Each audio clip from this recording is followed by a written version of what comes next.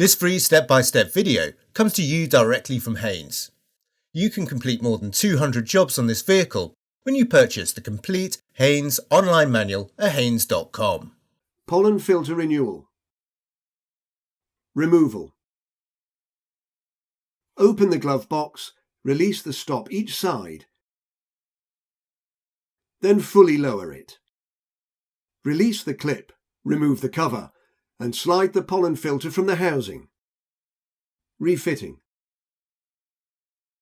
With the arrows on the edge pointing downwards, slide the new filter element into place and refit the cover. Close the glove box.